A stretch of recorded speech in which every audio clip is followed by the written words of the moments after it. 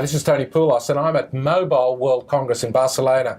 Today I have with me Karl Whitelock, who's the Director of the OSS BSS Strategy at Stratecast, Frost & Sullivan. Karl, great to catch up with you here. Thank you.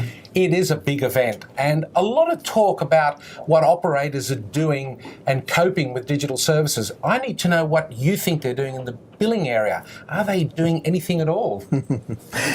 What an interesting question, Tony, because billing is the center of everything that's going on. If you can't bill for it, it's a hobby. I've said many times. And I think the biggest challenge the operators are facing is really taking what they've always been doing and trying to get it into the new world of real time, the new world of understanding the customer and making the customer better, putting the customer in the focus point. That means bringing information together in a way that's going to benefit the customer, and we're not there yet. Can they do it with their existing systems, or is the recommendation to move to a real-time charging or convergent charging platform as part of the solution? Well, first of all, I don't know what real systems they have in place, because that's all over the map to support all of the old stuff that's been going on.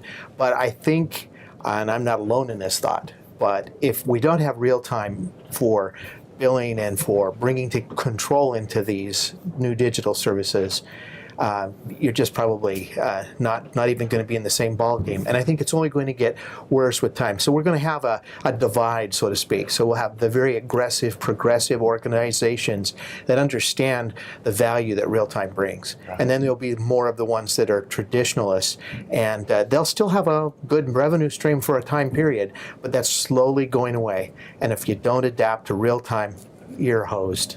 Do you think that the operators will look to outside parties to help them with this? Are they looking at cloud billing or cloud real-time charging services as an option? I think it's mostly the size of the organization and the type of new endeavor that they're trying to do. So as an example, you may have a large organization that's starting off in a new direction, and they see that using billing in a cloud-based sense gets them there very quickly. They can go out, they can try something, they can see if it works and see the returns. If it's there, then they can do a more elaborate back office update.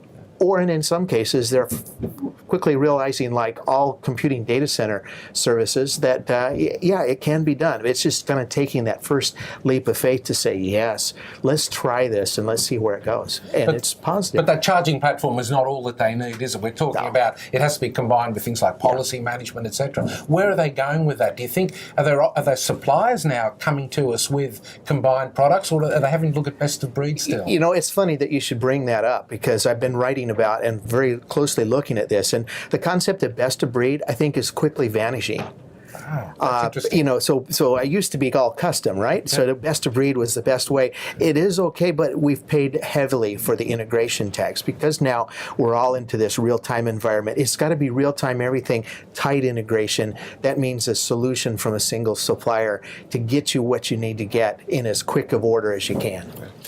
Do you think there are any bottlenecks now that are holding operators up moving into this digital area, and particularly in real time? What are those bottlenecks that you see? Bottlenecks, man. Hard word, isn't it? Yeah, it's one of those things that you can go in a bunch of different directions. You could arguably say that it's bottlenecks based on regulatory issues. It could be bottlenecks based on our own internal CEO-driven directives. Yeah. It could be bottlenecks based on the type of customers that we're having to work with. And I think breaking that down into consumers and small business and then large enterprise, and you find quickly that the needs of each one of these groups or subgroups are vastly different one from another. Wow. They all kind of start with something similar, but particularly if you take large enterprise and also let's say small business and consumer. Yeah. You take the same basic components of policy and real-time charging and even some levels of analytics in there. Yes. Now, but they're orchestrated and oriented this way, for instance, right, for consumer small business. Yes. But then those same functions have to be oriented this way, yeah, to support the needs of enterprise. So it's very, very different. Okay, well, we're in for some interesting times. You'll be watching it very closely. We'll be following your analytics as usual, your analysis papers as well. Karl, thanks for spending time with me today. Oh, well, thank you. And, I just say, go get them, guys. There's so much. if I can just conclude something Yes, really go neat ahead. here, I tell people that the communications industry is really at the center of the universe of all of the strategies of all different industries throughout the world. And you think about it, that's the digital lifestyle getting better. And then in the center of the communications business is the billing and monetization processes. As without them, nothing's going to be able to go forward in a serious manner. Show me so the thanks, money. Tony. The old show me the money. Absolutely. Thanks very much, All Carl. right. Thank you, Tony.